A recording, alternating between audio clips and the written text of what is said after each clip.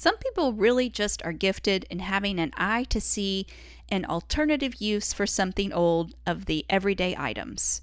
We got the chance to sit down with our friend Laura Stockett Roberts to talk about some of the wonderful finds that she has had at estate sales, flea markets, and antique malls. Meet us at the table for some sage wisdom from a veteran collector.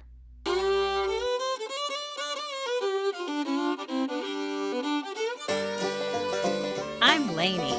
And I'm Laura Beth. And we are Steel Magnolias. The strength of steel. With the grace of a magnolia. We are here to have uplifting conversations about life in the South. And we've got plenty of room at our table. So pull up a chair.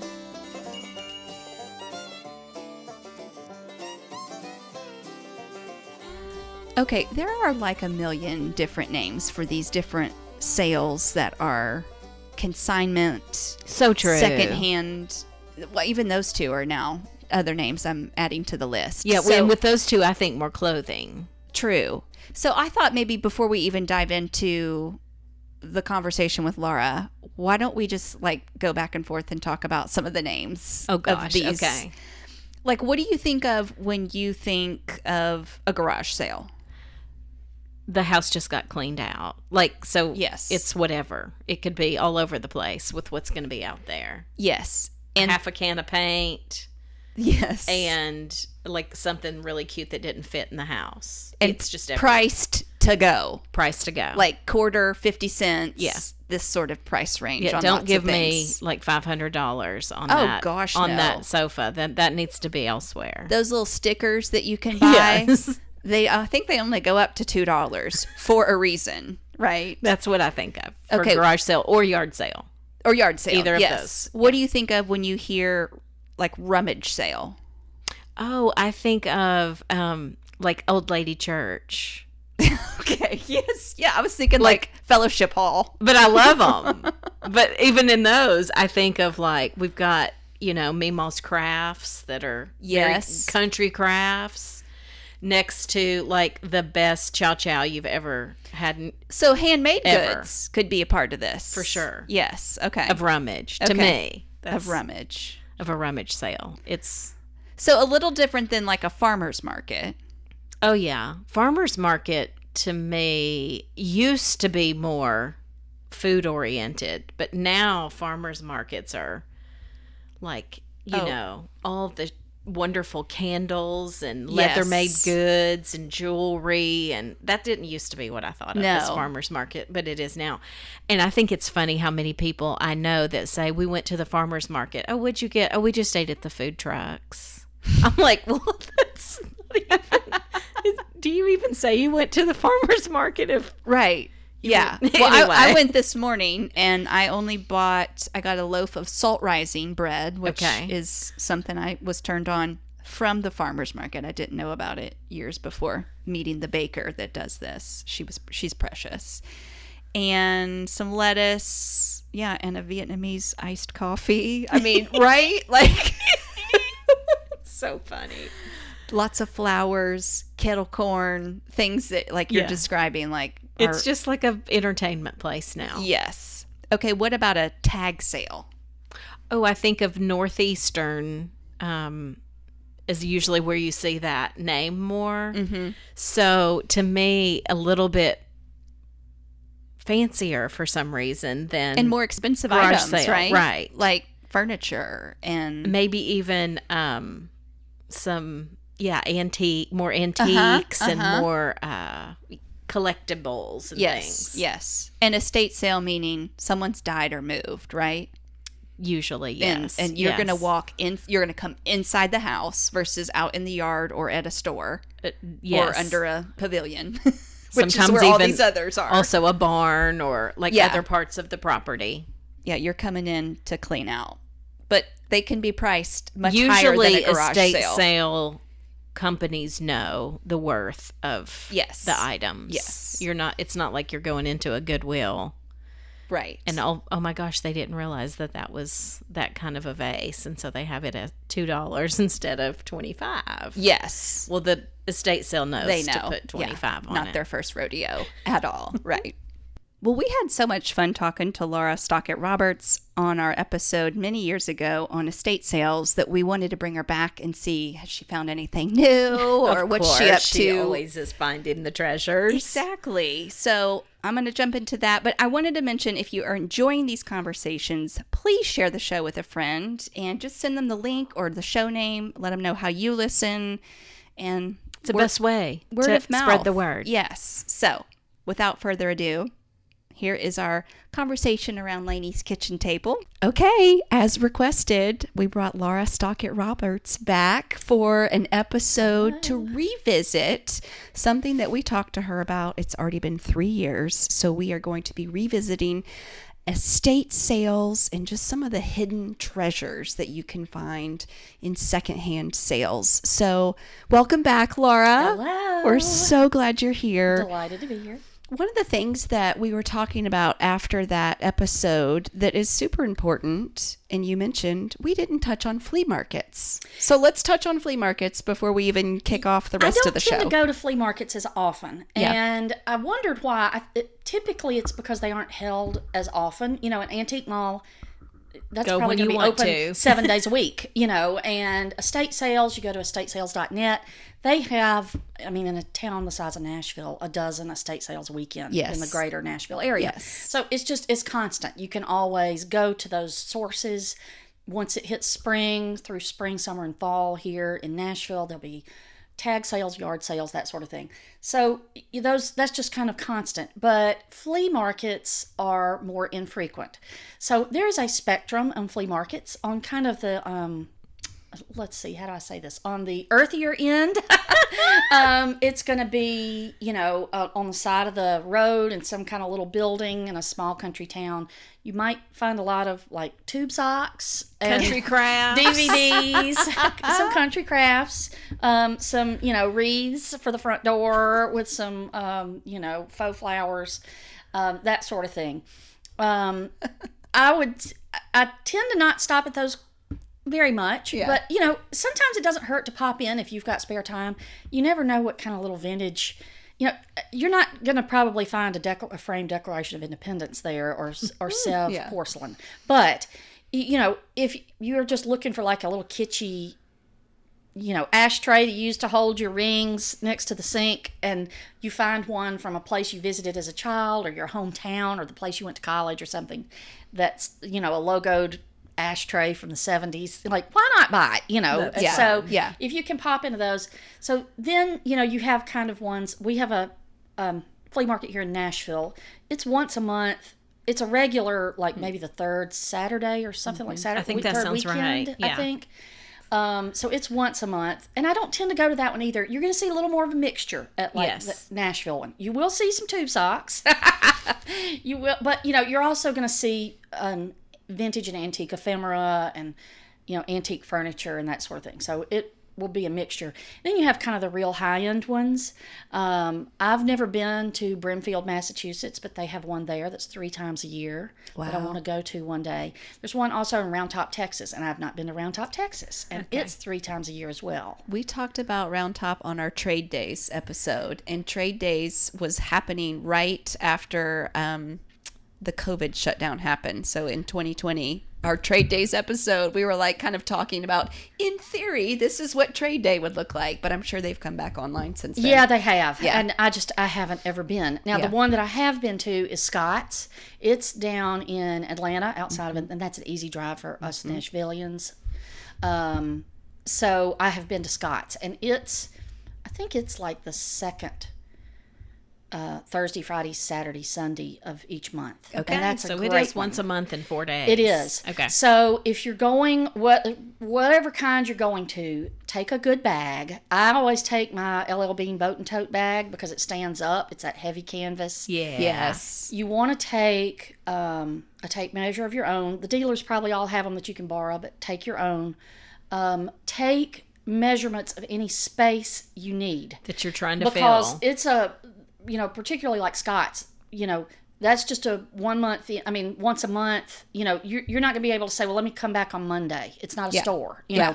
So particularly if you've driven down there for it, like you have to know there on the spot if this is the right measurements. You can't go home and measure the spot and then come back. Yeah. Because that dealer may not be back, or they may sell that in their space somewhere else. So you've got to be ready to pull the trigger right then. So you need measurements of anything, a space you're looking to fill or something like that, pictures of a spot, along with measurements of that spot. You need to take that with you. And wear your most comfortable shoes. Don't try to look cute. This is not the place for cutesy That's really good. espadrilles or anything like that. Just wear your old hokas. Yes.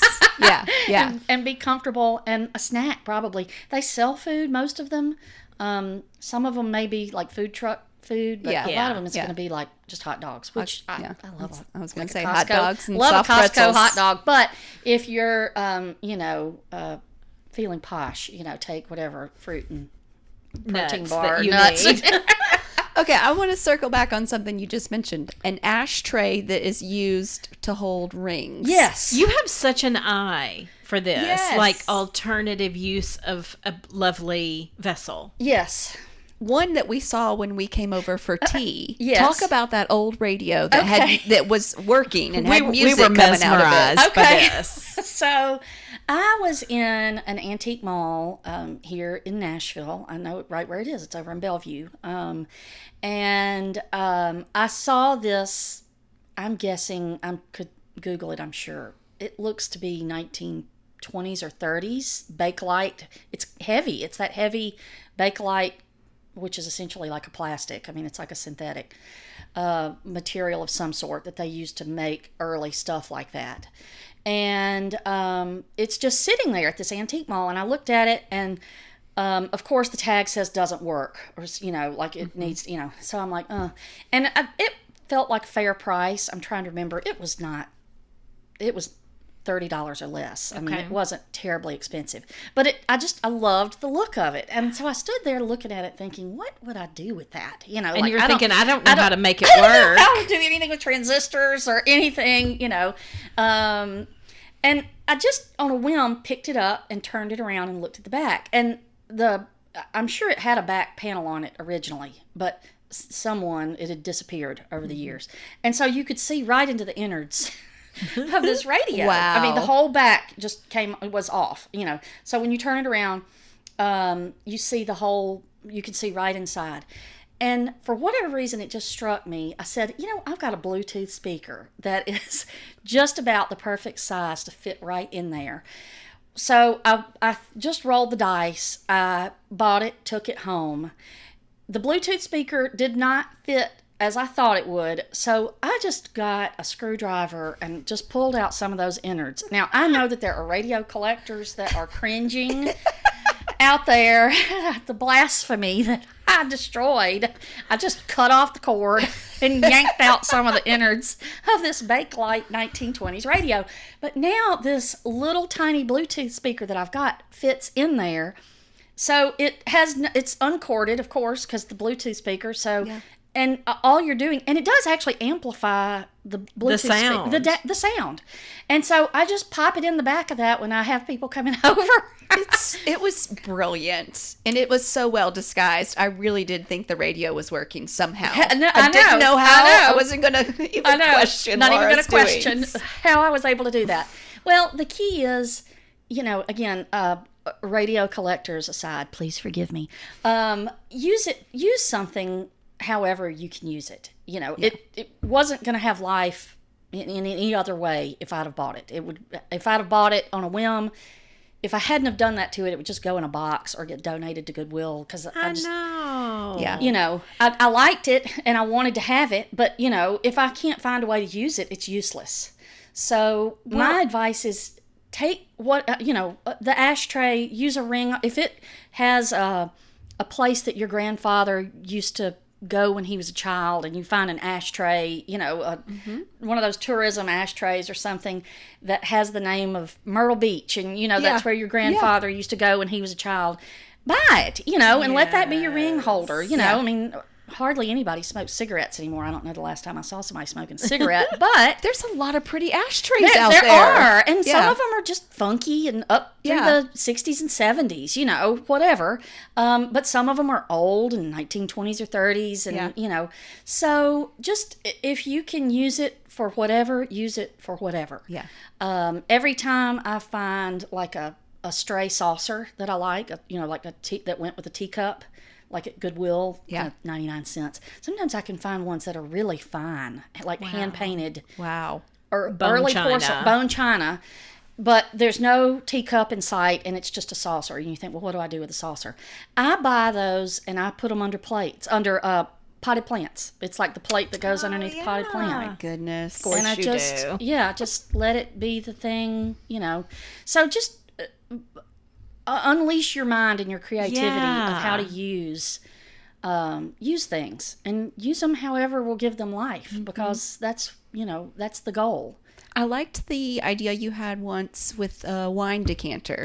Oh yeah, so I was given a cut glass, a beautiful wine decanter, cut glass, but I do entertain quite a bit, but I don't ever put wine in a decanter. I don't either. I don't know why. I have one and I don't. When I have people over for dinner, you put the wine bottle on a table on one of those little coasters. Those little wine wooden and silver coasters. So I don't pour it into a decanter. So I was looking at this thing like, well, I just purge it, do I just give it to Goodwill, I don't think it was terribly expensive. I think it was probably, I don't know, 60s, 50s. And I hated to get rid of it. It was actually cut crystal. It wasn't pressed glass. Wow. But I couldn't figure out. I was like, I still may just get rid of it because it just doesn't live. It's just taking up space, and maybe somebody else. And I don't know what struck me or how I came up with it.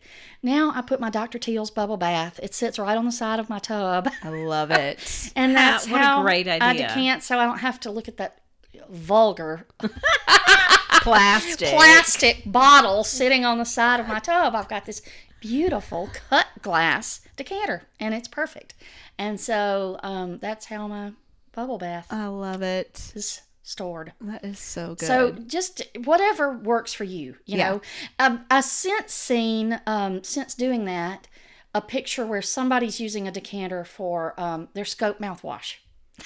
Okay. Isn't that brilliant perfect. too? I know, isn't it? It's going to so make anything perfect. that's sitting on the counter look prettier Right. if you put it That's in right. something else. That's exactly right. So, whatever works for you. Just make And things... same for even like I'm looking over, we've got some little nibbles out to eat. You can use for little small dishes. There's that kind of stuff is always at Goodwill. That kind of thing is always Cute at Goodwill. little Whatever charms things. you. Whatever Yeah. charms you. Yeah. If you're more of a pottery person, everywhere you'll start seeing pottery stuff everywhere you go. Yeah. If you're more of a whatever person, a fancy porcelain person, just use it and let it be all mismatched. And just when you entertain, have people over, and it can all be different. It doesn't tells a story. Right. It can be a soap dish. It could be a ring dish. It could be anything. There's just the dish under small plants. So Free your mind. That's right. Well, That's I'm right. just thinking, I saw even at church today, the little coffee station. It was like a potted plant, just pot, and that's where they had all the creamers in. right. It was just like this cute polka dot pot. And that's what if what if the you creamers see are it, sitting in. right. And so if you're going through Goodwill and you see that, or at a tag sale or whatever, and you just are charmed by it, you just like, I love that. And You'll you find a use. You'll find a use. Just let your sugars go in it, or literally anything. Yeah. So yeah, use those things, and don't hem yourself in with what the original use was for. Just get creative and let them live. I love that. Objects should live. I love that. All right, Laura, you're welcome at the table anytime. We are so you. glad that you're local, so I we can always come love to grab come. you and Oh. bring you over to Franklin. But Come entertain me, and I'll come anytime. well, we do appreciate your passion for Southern culture and preservation and just the traditions that you're upholding. I And love an old thing. I know, I love Whether it. it's an old story or an object. Well, if you are enjoying this conversation, you definitely need to go back and listen to our original episode on estate sales and hidden treasures that we released in 2020. I'll put a link in the show notes. And, it's springtime, it's summertime coming. These are like the days when I think people start going out to sales, right? People start I getting certainly ready. do. So I need new pots for plants, and all of that makes for fun gifts too. It does. yes. Way more creative than if you just, ran into the mall to pick something up. I It's know. so much more fun to give something that has a story. Yes. I went to a 50th birthday party recently, and, I could go buy something new somewhere for her. But, of course, I wasn't going to do that. So I went to an antique store in St. Louis, which is where this party was, and I found these 3 sterling silver small trumpet bud vases. The tallest one, none of them matched. They were 3 different heights, which I love. I love that. And, the tallest one was maybe 6 inches and the shortest was maybe 4. And so I just went and I bought a box from the same, it looked kind of like a decoupaged kind of box, like a smallish hat box. And then I went to the Trader Joe's and I bought flowers that I put in those 3 bud vases. And I thought, So that's such a cute. better gift than giving her Yes. something new. Yes. Yes. This trio of sterling silver little dainty trumpet vases. So And she'll think of you every time. Every time. She feels Yes. every this. time. That's right. Well, that was one of my favorite quotes from our previous episode. Why buy something new? When something old will do. That's right. So fun.